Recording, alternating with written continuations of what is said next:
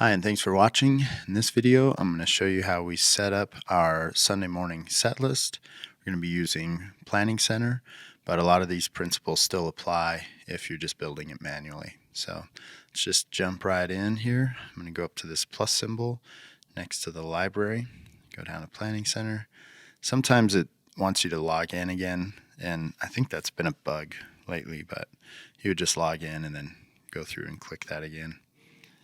All right, so we just select our date, and most of this is auto-populated. This one, I'm not sure why, but it hasn't been populating, probably just the way it's named or something like that, but it comes up right away when you hit that search icon, so it automatically puts in that name in the search field. So, and then we'll just link, and that's our one for prayer. Now, with these items that aren't songs, I actually have them built into Planning Center as songs, and then that way they're seen by Propresenter as songs. They pull them from the library. So it's a nice little trick for putting in your video, presentations, your welcome slides, all that kind of stuff, and just makes it a little bit quicker. And typically this finds this, so I just haven't trace down why that's happening. So in any case, we can look at the rest of this, and most everything should be okay.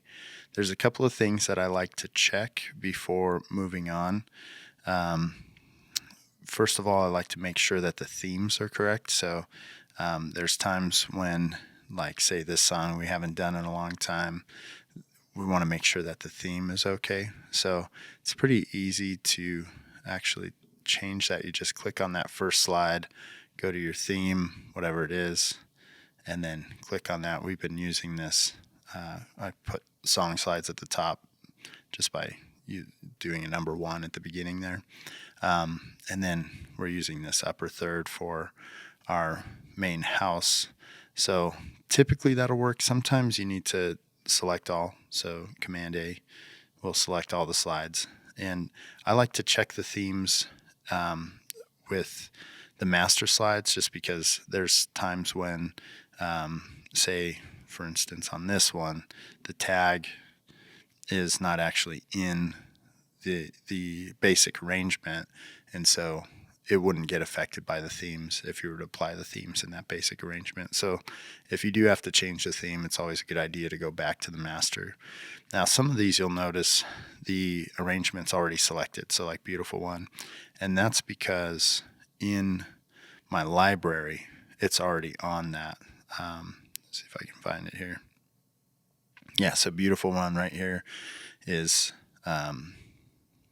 already on basic, our basic arrangement. So when it comes in, it's going to be on basic. I'm not too worried about it because it's really quick and easy just to come into here, right click, hit your arrangement, same as this. You come in here, hit your arrangement, and you can go through your list in just a few seconds. It's really easy. So the next thing I want to do is, so I've checked the theme, and I've checked the arrangements, make sure that those are okay. And a lot of times I'll kind of leave that for Sunday morning because there's times when we add a chorus last minute, that kind of thing. But I do like to kind of just take a quick look at our arrangements, make sure that there's nothing glaring, like maybe we started with a chorus on a particular song the last time we used it or something like that. So just kind of like to double check those. Like to get my cues in there. I already have my music cue macro right here on this first slide, so I like to have that in there. And then just want to make sure that all my elements are in there or all my items as far as like what's gonna be there during the service. So we have our buffer video in here right now, and so that's good. I want to check the playlist, make sure that, for instance, this one is our date 10:30. That's going to be the next video. So we built this playlist, and so every week we have to go through and just delete the last week. And so apparently I've already done that, but you can go here, say Show in Finder. So that's right click, Show in Finder, and then you would just either delete that video out and or drag it to we have this archive here, announcement video archive. So most of the time when it comes to videos, I try to arrange things with smart playlists for media playlists. So you can actually, if you wanted to create one, you would do a new smart playlist. And all that is it links it to the folder. And so you just grab a folder, link it to that folder, and your videos will show up. And then you can set some global settings to that folder. So like if it's foreground or if it's the playback behavior, that kind of thing. So in any case, that's kind of how we would, not kind of, but that's how I arrange our videos. That's how I organize our videos. So there's a lot of times I use this folder here, and we have an announcement video. And so basically I just load the video into this folder, and then when I'm done with it, I drag it into this folder. And when those videos are in there, and I have I'll show you my announcement. I actually call it Anno's video. Yeah. So I'll have this, and that's similar. See, I have my announcement cues, my video cues as a macro, and then this plays this playlist here. So it's actually play Anno's videos. So in any case, that's kind of how we organize our playlists and stuff. Our videos is just through playlists, and then we have cues here. And I think it's a lot easier than trying to drag stuff in. If you're dragging videos into your playlist like this, let's say you drag a video in, you get this icon, but you can't just change the settings like your looks and stage display settings and all that all at once. So I avoid that. So that's pretty much that. All right, so I've got the songs. I've double checked my videos, and I have my cues in place. So I'm ready to move on. And the next step is going to be to add the sermon. Now, in order to add the sermon, I'm going to create a new sermon, a new presentation. And we're in this Genuine Christianity series, and I think we're on 5. Let's say we're on 4. I know we're not on 4, but I'll go ahead and put it in sermons. But I just want to show you what happens if you get the wrong number here. It'll tell you, hey, you already have this. So then I just go up to the next one, and there you go. Now, typically, to add an item to a playlist, you're going to have to convert this playlist to a standard playlist. So you would go convert to standard playlist. But when you go through that process where you're adding a new presentation and you select to add to that playlist, it'll do it. It bypasses that. So if you want to make changes other than that, you need to convert to standard playlist. And in fact, I'll just do it since we don't need it to be linked to Planning Center anymore at this point. All right, so we've got our presentation here. This is going to be our sermon slides, and I'll go through this quickly. I do have like a step-by-step, and I'll put that in the description. So you have the step-by-step that we follow, and this is really only for doing JPEGs. So I'm going to get rid of that because we don't need that initial slide. But our pastor gives us, here it is. So we have our USB, and he uses PowerPoint to create his slides, which probably a lot of people have that going on. That's fine. So, he likes doing that. The only thing I would say is if you're going to do that, you want to have each point. So a lot of times you can use builds within the slide, but each point needs to be its own JPEG. So that way you have each point is a JPEG basically. So you're not, you can't do builds, you can't do transitions, you can't do any of that kind of stuff. So just kind of is what it is when it comes to that, unless you want to start building your slides in Propresenter, which is good too. You're just not going to be able to do transitions and stuff. So anyway, I select all with Command A and then drag them over. It's going to ask me if I want to write over the old ones, which doesn't matter because we'll never use them again. But these are all named generically, slide 1, slide 2, and so on. So we just write over. And then they're all added to the presentation as media. So that's important because we're going to take the media and turn it into a slide element and then re-add it as media. And the reason for that is we want it on 2 layers. We want an exact copy on 2 layers.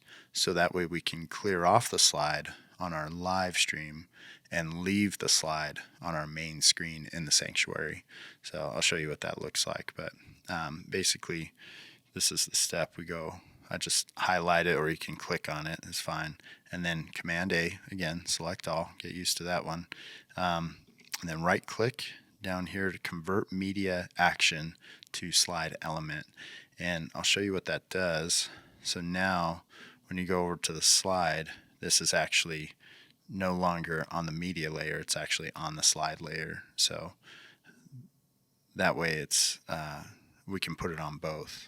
All right, so that kind of took over the screen. All right, and the next step, and it's important to follow these steps because it's the time, it saves time. Like I've kind of gotten it down to where it's as few steps as possible, including leaving these all selected so that I can just right click, come down here to rename, and then I'm going to name it sermon, abbreviated, with the current date, which will buy me like 7 years or so.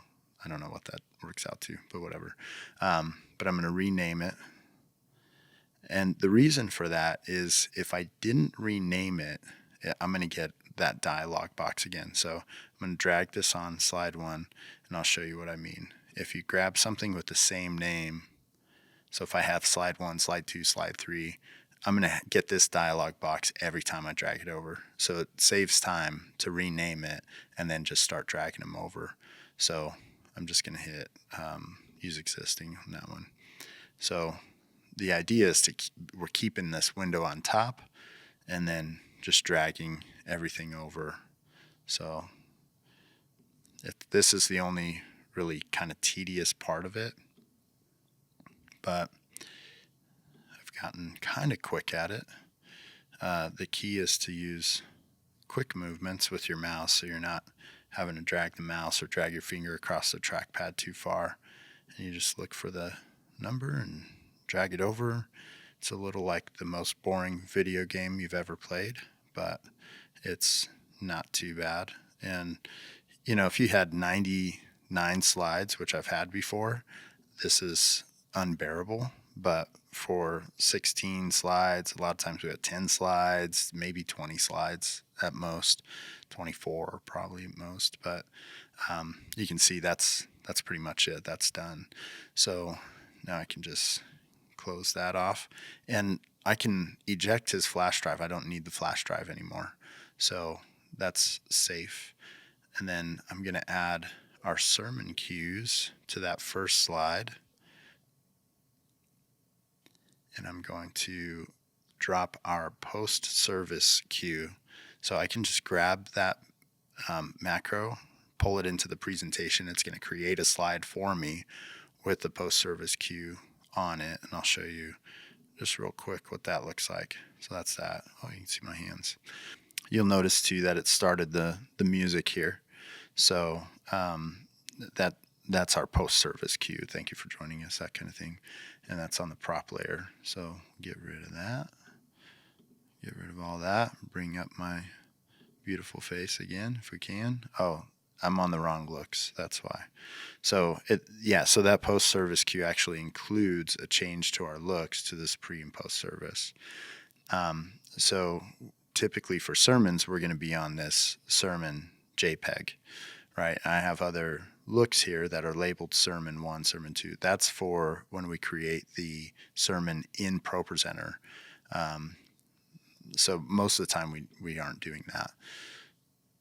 So let me show you why it is that we do it the way we do. And I'm going to come down here to previews. So hopefully you can see that if you're watching on a small screen. But this is our main sanctuary, this is our live stream, and this is our stage display. So when I hit that sermon cue, that first slide displays, and then on the live stream, our camera operator can, on the stream deck, but you could do this a lot of different ways, can clear out that slide. So they have a little button that clears the slide, and there we go. I was on a different program. Can clear the slide, and here's my beautiful face again. So that's why we do it that way. So if you notice when I hit the slide, the next slide here, I have active the camera, the media layer, and the slide layer, and then our camera operator, when they determine it's a good time, can clear that slide off, and this will persist. So the media layer will persist until you cue some more media or clear out the media layer. So that's why we do it that way. And it works. And really, honestly, I can do this whole thing. I've been explaining it as we go, but I can do this whole thing in 5 minutes. So it's really, I've kind of streamlined it as best I can. And I think it's been working well for us. Now, I'd like to have where we're doing lower thirds and all that kind of stuff, but just for us right now, this is kind of what we're doing, and it works pretty well. So it makes it a little bit easier for us, as far as it's easy for our pastor to do it. It's easy for me to do it, and we can focus on other things, and it's just not that big of a deal. And we're not doing like picture in picture on the live stream. We still get a full screen of the slide, so it's pretty nice. All right, so that's pretty much it. The last thing I typically will do is just set up. So I take this Genuine Christianity and Forgiveness. I'm going to come over here to our YouTube channel, and I have this pinned right here. So I can just bring up our YouTube channel, and a lot of times I get a little dialog box here. In fact, let me refresh and see if I get that, just so you can see it. Yeah, well, you get a dialog box sometimes. You just have to dismiss it out, and then go to edit, and then since we are in a series, we just did it that way, and change the date. Simple as that, pretty obvious. I've been leaving this the same. The only other thing I do is I come down here to our playlist and do Sunday Morning Live, and then save, and we're all set to stream. So just like that, pretty simple, pretty easy. And really, unless we do something different with arrangements, everything's set up, everything's ready to go. Just kind of go back through my list before I finish up. I think, okay, I've got my arrangements, I've got my themes, I've got my cues all set, both the sermon and the music cues. I've got any videos that I need, and yeah, that should be good. Everything else looks pretty good. So yeah, that's basically how we set up a Sunday morning, and yeah, easy peasy. So thanks for watching. If you have any questions, or if you have any comments, if you have some tips and tricks that you'd like to add, then absolutely do that in the comments, and we'll see you in the next video. Thanks.